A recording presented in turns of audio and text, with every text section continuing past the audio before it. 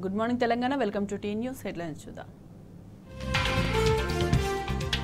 ఈ నెల 8న కేంద్రంలో కొలువుదీరనున్న కొత్త ప్రభుత్వం రాష్ట్రపతి భవన్లో మోదీ సహా మంత్రివర్గ ప్రమాణ స్వీకారం. ప్రధాని పదవికి మోదీ రాజీనామా, లోక్సభ రద్దు, కేబినెట్ సిఫార్సుకు రాష్ట్రపతి ముర్ము ఆమోదం. బీజేపీ ముందు చంద్రబాబు, నితీష్ భారీ డిమాండ్లు. 5 మంత్రి పదవులకు టీడీపీ, 4 ఇవ్వాలని జేడీయూ పట్టు. కొనసాగుతున్న పట్టభద్రుల ఎమ్మెల్సీ ఎన్నికల కౌంటింగ్, మధ్యాహ్నం తర్వాతే పూర్తిస్థాయి ఫలితం.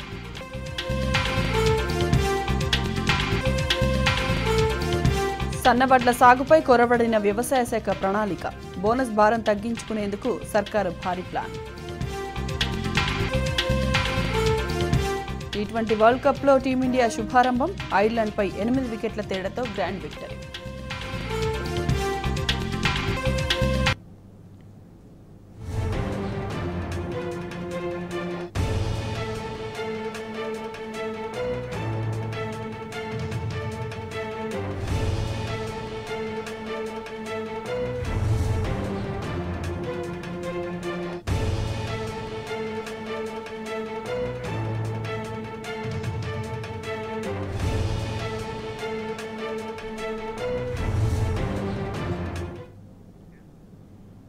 వరంగల్, ఖమ్మం, నల్లగొండ పట్టభద్రుల ఉప ఎన్నికల కౌంటింగ్ సుదీర్ఘంగా కొనసాగుతోంది. బుధవారం ఉదయం 8 గంటలకు ప్రారంభమైన కౌంటింగ్ ప్రక్రియలో తొలి రోజు బండిల్స్ కట్టడానికి ఎక్కువ సమయం తీసుకుంది. ప్రస్తుతం మొదటి ప్రాధాన్యత ఓట్లను లెక్కింపు కొనసాగుతోంది. 4 రౌండ్లలో ఈ కౌంటింగ్ ప్రక్రియ జరుగుతోంది. 96 టేబుల్స్లో ఒక్కో రౌండ్కు 96,000 ఓట్లను లెక్కిస్తున్నారు.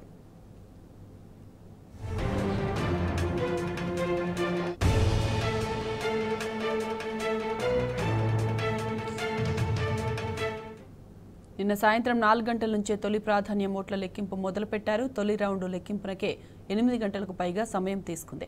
దాంతో తొలి రౌండ్ ఫలితం రాత్రి 12 గంటల తర్వాత వెలువడింది. అనుకున్న సమయానికంటే 3 రెట్ల సమయం అదనంగా పడుతోంది. దీంతో ఇవాళ మధ్యాహ్నం తర్వాతే తొలి ప్రాధాన్యత ఓట్ల 4 రౌండ్ల కౌంటింగ్ పూర్తయ్యే అవకాశం ఉంది.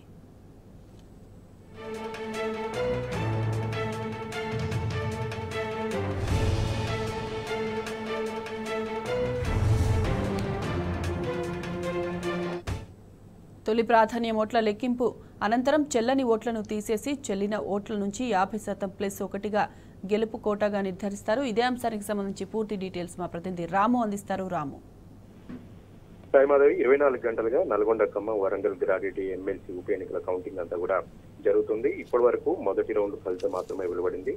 మరి కాసేపట్లో అధికారికంగా 2వ రౌండ్ సంబంధించినటువంటి ఫలితాలు కూడా వెల్లడి చేయబోతా ఉన్నారు 6 అధికారులు. అయితే అనుకున్న సమయానికంటే చాలా లేట్ గా ఈ కౌంటింగ్ అంతా కూడా జరుగుతుంది. వర్షం రావడం, మధ్యలో విద్యుత్ సంబంధించినటువంటి అంతరాలు ఏర్పడడం, సిబ్బంది ఏదైతే షిఫ్ట్ వారిగా వస్తున్నటువంటి క్రమంలో వాళ్ళకు ఇబ్బంది అయినటువంటి క్రమంలో సెకండ్ రౌండ్ సంబంధించినటువంటి కౌంటింగ్ అర్ధరాత్రి 2-3 గంటల ప్రాంతంలో ప్రారంభమైంది. కాబట్టి ఇప్పుడు ఫలితం వచ్చేందుకు కొంత లేట్ అవుతుందని చెప్తా ఉన్నారు. మరొక 2 రౌండ్లు ఉన్నాయి. ఈ 2 రౌండ్లలో దాదాపుగా 1,60,000 ఓట్లు లెక్కించాల్సి ఉంది. ఈ రోజు రాత్రి వరకు కూడా ఆ 1,60,000 ఓట్లు లెక్కిస్తామని కూడా 6 అధికారులు చెప్తా ఉన్నారు. మొత్తం 4 రౌండ్ల పాటు లెక్కించబోతా ఉన్నారు. మొదటి ప్రాధాన్యతకు సంబంధించిన ఓట్లు ఇవన్నీ అయిపోయిన తర్వాత ఆడ చెల్లుబాటు ఓట్లలో కోటా నిర్ధారించి ఆ కోటాకు అదనంగా ఒక ఓటు ఎవరికైతే వస్తుందో వాళ్ళు విజేతగా ప్రకటిస్తారు. కాబట్టి సర్వత్రా కూడా ఉత్కంఠ ఉంది. కానీ ఇప్పుడు వచ్చేటువంటి ఫలితాలను చూస్తే ఎవరు కూడా కోటాను రీచ్ అయ్యేటువంటి పరిస్థితి లేదు. మొదటి ప్రాధాన్యత ఓట్లలో ఖచ్చితంగా సెకండ్ ప్రిఫరెన్షియల్ ఓటు లెక్కించాల్సి అనివార్యంగా ఉండబోతోంది. ఈ రోజు అర్ధరాత్రి నుంచి సెకండ్ ప్రిఫరెన్షియల్ ఓటు సంబంధించినటువంటి కౌంటింగ్ కూడా నిర్వహించేలాగా సమాంతరంగా ఏర్పాట్లు జరుగుతున్నాయి. సిబ్బంది కూడా షిఫ్ట్ల వారిగా రౌండ్ ది క్లాక్ నియమించడం జరిగింది. ఇతర జిల్లాల నుంచి కూడా అటు సూర్యాపేట, యాదాద్రి జిల్లా నుంచి కూడా అదనంగా సిబ్బందిని తెప్పించి షిఫ్ట్ల వారిగా వారికి కౌంటింగ్ నిర్వహించేలాగా కూడా ప్రత్యేక ఏర్పాట్లు కూడా చేయడం జరిగింది. దాదాపు 3 అంచెల భద్రతా వ్యవస్థ ఏర్పాటు చేశారు. ఎక్కడ ఎలాంటి తప్పులు దొరకకుండా, ఎక్కడ ఎలాంటి పొరపాట్లు లేకుండా సీసీ కెమెరాల పర్యవేక్షణలో కేంద్రం నుంచి అబ్జర్వర్లు వచ్చారు. వారి పర్యవేక్షణలోనే ఈ కౌంటింగ్ అంతా కూడా చాలా సజావుగా జరుగుతుందని కూడా చెప్పాలి. ఇంకా పోలింగ్ సరళి చూస్తే అనుమను కూడా ఉత్కంఠ మనకు చెప్తా ఉంది. కాంగ్రెస్, బీఆర్ఎస్ పార్టీ మధ్య హోరాహోరీగా ఫైట్ జరుగుతున్నట్టుగా మనకు అనిపిస్తా ఉంది. సమానంగా ఓట్లు షేర్ అవుతా ఉన్నాయి. మొదటి ప్రాంతానికి సంబంధించి కూడా సమానంగా ఓట్లు వస్తున్నటువంటి పరిస్థితిని కూడా మనం చూస్తా ఉన్నాం. అయితే కోటా రీచ్ కానట్టయితే సెకండ్ ప్రిఫరెన్షియల్ ఓటు అనేది చాలా కీలకంగా మారబోతోంది. సెకండ్ ప్రిఫరెన్షియల్ ఓట్లే అభ్యర్థి విజయానికి సంబంధించినటువంటి నిర్ధారించే పరిస్థితి ఉంది. కాబట్టి సెకండ్ ప్రిఫరెన్షియల్ ఓట్లు ఎవరికి పడ్డాయి, ఎవరికి వస్తుంది అనేది అంచనాల్లో అన్ని పార్టీలు కూడా చాలా తలగముఖలు అవుతా ఉన్నాయి. ప్రతి ఒక్కరు కూడా అదే పరిశీలిస్తా ఉన్నారు, చాలా ఉత్కంఠగా ఎదురు చూస్తా ఉన్నారు. ఏదైతే బీఆర్ఎస్ పార్టీకి సంబంధించినటువంటి రాకేష్ రెడ్డి ఇప్పటి వరకు కొంత లీడ్లో ఉన్నారు, పోటాపోటీగా నడుస్తుంది కాంగ్రెస్ బీఆర్ఎస్ మధ్య. అయితే బీజేపీ పార్టీకి సంబంధించినటువంటి గుజ్జల ప్రేమేందర్ రెడ్డి ఇద్దరు స్వతంత్ర అభ్యర్థులు కూడా క్రియాశీలకంగా ఉన్నారు. వారికి పడ్డటువంటి మొదటి ప్రాధాన్యత ఓటులో సెకండ్ ప్రిఫరెన్షియల్ ఓటు ఎవరికి పడింది, ఆ ఓటు ఎవరికి షేర్ అవుతుంది, ఆ ఓటు ఎవరికి అదనంగా జోడిస్తారనేది కూడా సర్వత్ర కూడా ఉత్కంఠ ఉంది. వీరిద్దరిలో ఎవరికి సెకండ్ ప్రిఫరెన్షియల్ ఓటు ఏ అభ్యర్థికి ఎక్కువగా పడితే వారు విజేతగా ప్రకటించే అవకాశం ఉందని కూడా అధికారులు చెప్తా ఉన్నారు, ఎన్నికల పరిశీలకులు కూడా చెప్తా ఉన్నారు. దాదాపు 24 గంటలుగా ఉత్కంఠం అనేది మనకు కొనసాగుతుంది. మరికొన్ని నిమిషాల్లో సెకండ్ రౌండ్ సంబంధించినటువంటి ఫలితాలు కూడా అధికారికంగా రాబోతున్నాయి. మూడో రౌండ్ సంబంధించినటువంటి కౌంటింగ్ కూడా ఇప్పటికే ప్రారంభమైంది. మధ్యాహ్నం 1 గంటలకు మూడో రౌండ్ ఫలితాలు కూడా వెల్లడిస్తామని చెప్తా ఉన్నారు సైమాదే. Right Ramu, thank you.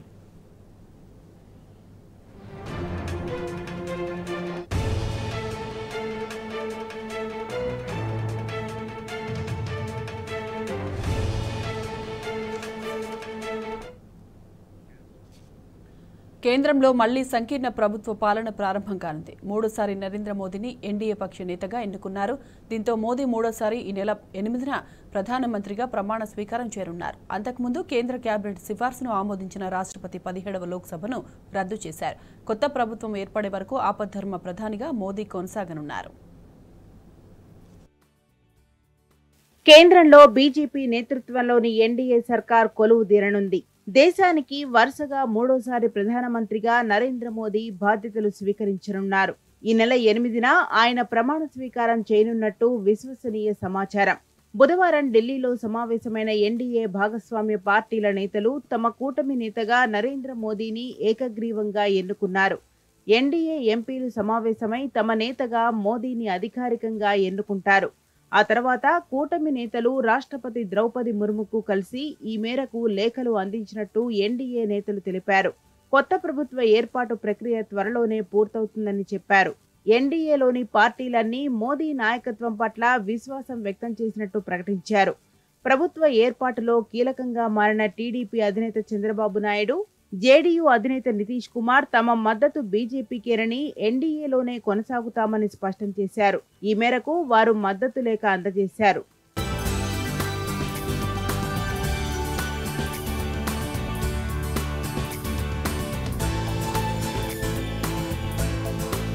దేశ ప్రజల జీవన విధానాలను మెరుగుపరిచేందుకు అన్ని రంగాల్లో దేశాన్ని అభివృద్ధి చేసే దిశగా ఎన్డీఏ ప్రభుత్వం చేస్తున్న కృషి కొనసాగుతుందని ఈ సమావేశంలో తీర్మానం చేశారు.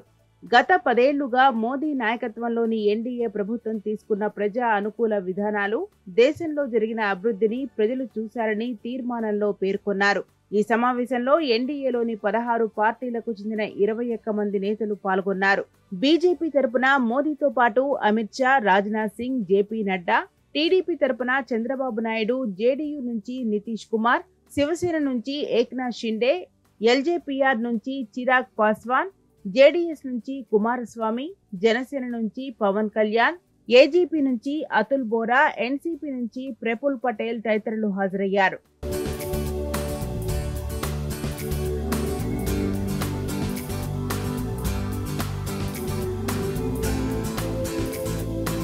ఎన్నికల ఫలితాలు వెలువడిన నేపథ్యంలో ప్రస్తుత లోక్సభ రద్దయింది.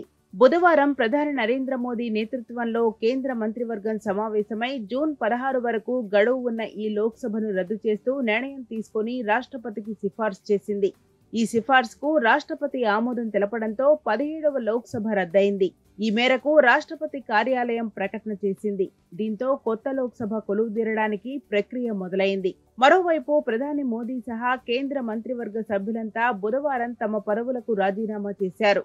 అనంతరం రాష్ట్రపతి ద్రౌపది ముర్మును ప్రధాని మోదీ కలిసి రాజీనామా లేఖను అందజేయగా ఆమె వెంటనే ఆమోదం తెలిపారు. అయితే కొత్త ప్రభుత్వం ఏర్పడే వరకు ఆపద్ధర్మ ప్రధానిగా కొనసాగాలని మోదీని రాష్ట్రపతి కోరినట్టు రాష్ట్రపతి కార్యాలయం తెలిపింది. జూన్ 8న మూడోసారి ప్రధానమంత్రిగా మోదీ ప్రమాణ స్వీకారం చేయడంతో పాటు ఎన్డీఏ నేతృత్వంలో సంకీర్ణ ప్రభుత్వం ఏర్పడనుంది. బీజేపీ ప్రభుత్వం దేశాన్ని పరిపాలించొద్దని ప్రజలు ఈ ఎన్నికల ద్వారా ఆకాంక్షించారన్నారు కాంగ్రెస్ జాతీయ అధ్యక్షుడు మల్లికార్జున ఖర్గే. ప్రజల ఆకాంక్షను నెరవేర్చడానికి సరైన సమయంలో సరైన అడుగులు వేస్తామని స్పష్టం చేశారు. లోక్సభ ఎన్నికల ఫలితాల తర్వాత మొదటిసారి ఢిల్లీలో ఇండియా కూటమి నేతలు సమావేశమయ్యారు. దాదాపు 2.5 గంటల పాటు వీరి సమావేశం కొనసాగింది. ప్రభుత్వ ఏర్పాటుకు అవకాశాలున్నాయా, చంద్రబాబు నితీష్ కుమార్తో చర్చలు జరపాలా, ప్రతిపక్షంలోనే కొనసాగాలా అనే అంశాలపై నేతలు చర్చించారు. ఇప్పుడైతే ప్రతిపక్షంలోనే కొనసాగాలని, బీజేపీ ప్రభుత్వంపై పోరాడాలని కూటమి నేతలు నిర్ణయం తీసుకున్నారు. అయితే భవిష్యత్తులో ప్రభుత్వ ఏర్పాటుకు అవకాశం వస్తే వినియోగించుకోవాలని నిర్ణయించారు. బీజేపీకి ఆ పార్టీ ద్వేష రాజకీయాలు, అవినీతికి సరైన ప్రజలు తీర్పునిచ్చారన్నారు ఖర్గే. ప్రధాని మోదీకి ఇది స్పష్టమైన నైతిక ఓటమి అని, ఆయనకు వ్యక్తిగతంగానూ భారీ రాజకీయ ఓటమన్నారు.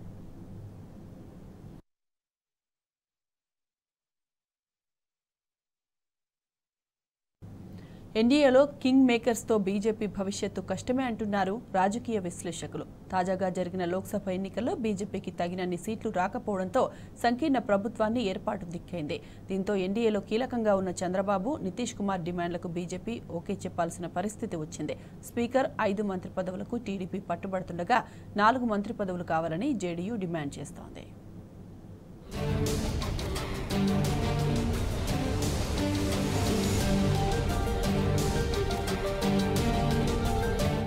కేంద్రంలో అధికారం చేపట్టేందుకు అవసరమైన 272 సీట్లు బీజేపీకి ఒంటరిగా దక్కకపోవడంతో ఎన్డీఏ భాగస్వామ్య పక్షాలైన జేడీయూ, టీడీపీ మద్దతుపై బీజేపీ ఆధారపడాల్సిన అవసరం ఏర్పడింది. 16 సీట్లు సాధించిన టీడీపీ, 12 సీట్లున్న జేడీయూ మద్దతు లేకపోతే ప్రభుత్వాన్ని ఏర్పాటు చేయటం దాదాపుగా అసాధ్యం. ఈ నేపథ్యంలో బీజేపీకి తమతో ఉన్న అవసరాన్ని గుర్తించిన టీడీపీ అధినేత చంద్రబాబు నాయుడు, జేడీయూ అధినేత బీహార్ సీఎం నితీష్ కుమార్ బీజేపీ ముందు తమ షరతులు పెట్టాలని భావిస్తున్నారు. ఎన్డీఏ కూటమిలో బీజేపీ తర్వాత అత్యధిక ఎంపీ స్థానాలు ఉన్నది టీడీపీకే. ఈ క్రమంలో కేంద్ర మంత్రివర్గంలో తమ పార్టీకి కీలక పదవుల కోసం టీడీపీ పట్టుబట్టనుంది. ముఖ్యంగా కేంద్ర జలశక్తి శాఖను తెలుగుదేశం అడిగే అవకాశం ఉందని ప్రచారం జరుగుతున్నది. ఏపీ జీవనాడి పోలవరం పూర్తి కావాలంటే కేంద్రం సహకారం ఎంతో అవసరమని, ఈ నేపథ్యంలోనే జలశక్తి శాఖను కోరే అవకాశం ఉన్నట్టు తెలిసింది. అలాగే మొత్తం 5 మంత్రి పదవులను టీడీపీ డిమాండ్ చేస్తున్నట్టు వార్తలు వెలువడుతున్నాయి. లోక్సభ స్పీకర్ పదవితో పాటు రవాణా, వ్యవసాయం, జలశక్తి, గ్రామీణాభివృద్ధి, ఆరోగ్య శాఖలను కోరుతున్నట్టు సమాచారం. 3 కేబినెట్ మంత్రి పదవులతో పాటుగా 2 సహాయ మంత్రి పదవులను టీడీపీ డిమాండ్ చేస్తున్నట్టు తెలిసింది.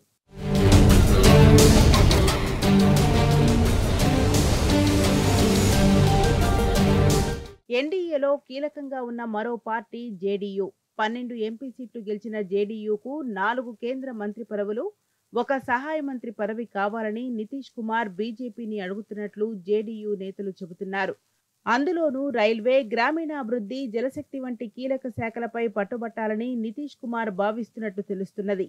ఈ కీలక శాఖలు దక్కితే బీహార్కు మౌలిక సదుపాయాల ప్రాజెక్టులను తీసుకువచ్చే అవకాశం ఉంటుందని, రాష్ట్రాన్ని అభివృద్ధి చేసుకోవచ్చని నితీష్ భావిస్తున్నారని జేడీయూ నేతలు అంటున్నారు. ఎన్నికల ఫలితాల ముందే 3 మంత్రి పదవులు, 1 సహాయ మంత్రి పదవి ఇస్తామని బీజేపీ హామీ ఇచ్చిందని గుర్తు చేస్తున్నారు. ఇవే కాకుండా మరిన్ని డిమాండ్లు కూడా బీజేపీ ముందు పెట్టాలని నితీష్ భావిస్తున్నారట. బీహార్కు ప్రత్యేక హోదా ఇవ్వాలని, దేశవ్యాప్తంగా కులగణనకు పట్టుబట్టాలని జేడీయూ నిర్ణయించినట్టు తెలుస్తుంది. అయితే చంద్రబాబు, నితీష్ కుమార్లు ఇద్దరూ కూడా సీనియర్ నేతలు కావడం, ఎంపీల బలం కూడా ఎక్కువగా ఉండడంతో మోదీ వారు అడిగిన డిమాండ్లకు ఒప్పుకుంటారనే ప్రచారం నడుస్తున్నది.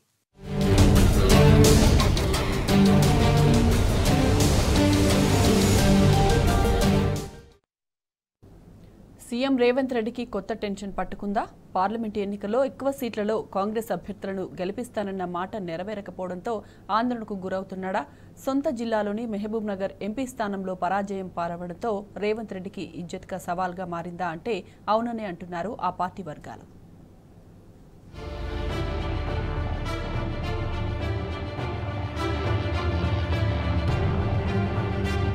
ఈసారి పార్లమెంటు పోరులో దేశవ్యాప్తంగా ఇండియా కూటమి మెరుగైన ఫలితాలు సాధించినా రాష్ట్రంలో మాత్రం చొక్కెదురైంది. రేవంత్ రెడ్డి అధిష్టానానికి ఇచ్చిన హామీ ప్రకారం ఎక్కువ ఎంపీ సీట్లు గెలిపించలేకపోవడం ఆయనను టెన్షన్కు గురిచేస్తున్నదట. తెలంగాణలో డబుల్ డిజిట్ సీట్లు సాధించి పెడతామని మాటిచ్చిన రేవంత్కు బీజేపీతో సమానంగా సీట్లు గెలవడంతో ఇబ్బందిగా ఫీల్ అవుతున్నాడట.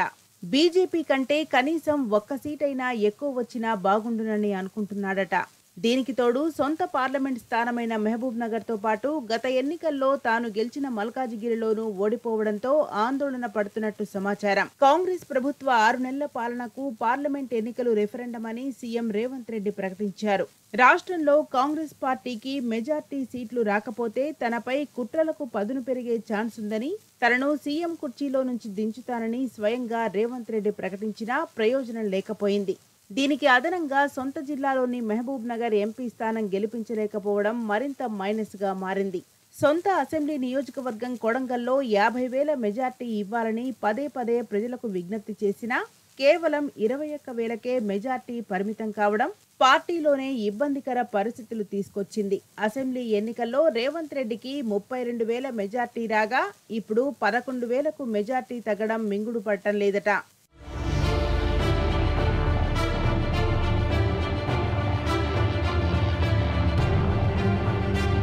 దీనికి తోడు మహబూబ్ నగర్ నుంచి గెలిచిన డీకే అరుణ సొంత జిల్లాలో ఓటమికి నైతిక బాధ్యత వహిస్తూ రాజీనామా చేయాలని డిమాండ్ చేయటం మరింత ఇరకాటంలో నెట్టేసిందన్న వార్తలు వినిపిస్తున్నాయి. ఇదే ఛాన్స్ అంటూ మున్ముందు పార్టీలో గిట్టని వారు తనపై మరింత అటాక్ చేసే అవకాశం ఉందన్న టెన్షన్ రేవంత్ రెడ్డిని వెంటాడుతున్నట్టు సమాచారం. ఇప్పటికే పార్టీలోని పలువురు సీనియర్లు ఛాన్స్ కోసం ఎదురు చూస్తున్నారు.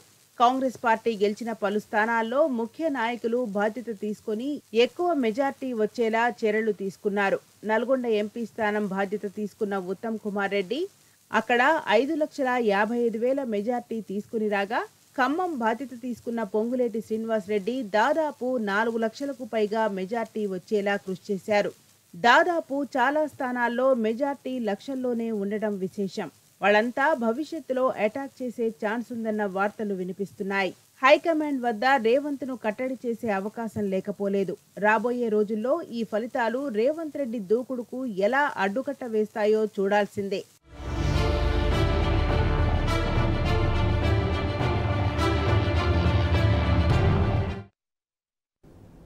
టీ20 వరల్డ్ కప్ను భారత విజయంతో ఆరంభించింది. ఐర్లాండ్తో జరిగిన మ్యాచ్లో 8 వికెట్ల తేడాతో గ్రాండ్ విక్టరీ కొట్టింది. ఫస్ట్ బ్యాటింగ్ చేపట్టిన ఐర్లాండ్ భారత బౌలర్ల దాటికి 96 పరుగులకు ఆల్అవుట్ అయింది. రోహిత్ శర్మ 52, పంత్ 36 రన్స్ చేసి రాణించడంతో టీమిండియా 13 ఓవర్లలోపే టార్గెట్ను ఛేదించింది. భారత జట్టు బోణి అదిరింది. కోట్లాది అభిమానుల ఆశలను మోస్తూ అమెరికా చేరిన రోహిత్ సేన తొలి మ్యాచ్లో ఘన విజయం సాధించింది. న్యూయార్క్ వేదికగా జరిగిన మ్యాచ్లో ఆల్రౌండ్ పర్ఫార్మెన్స్ తో ఐర్లాండ్ ను మట్టి కరిపించింది.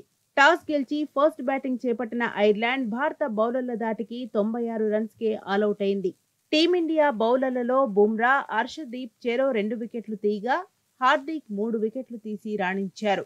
విజయం కోసం 97 పరుగుల లక్ష్యంతో బరిలోకి దిగిన టీమిండియాకు ఆదిలోనే షాక్ తగిలింది. రోహిత్ తో కలిసి ఓపెనర్ గా బరిలోకి దిగిన విరాట్ కోహ్లీ 1 పరుగుకే వెనుదిరిగాడు. ఫస్ట్ డౌన్ లో బరిలో దిగిన రిషబ్ పంత్ రోహిత్ శర్మతో కలిసి ధాటిగా ఆడుతూ టీమిండియాకు విజయాన్ని అందించాడు. రోహిత్ శర్మ 37 బాల్స్ లోనే 52 రన్స్ చేయగా పంత్ 26 బాల్స్ లో 36 రన్స్ చేసి రాణించాడు. దీంతో భారత జట్టు కేవలం 12.2 ఓవర్లలోనే లక్ష్యాన్ని ఛేదించింది. సూపర్ బౌలింగ్ తో 2 వికెట్లు తీసిన బుమ్రాకు man of the match award లభించింది. ఈ విజయంతో 2 పాయింట్లు సాధించిన టీమిండియా టేబుల్లో తొలి స్థానంలో నిలిచింది. ఇవి బులెటిన్ అప్డేట్స్. నమస్తే.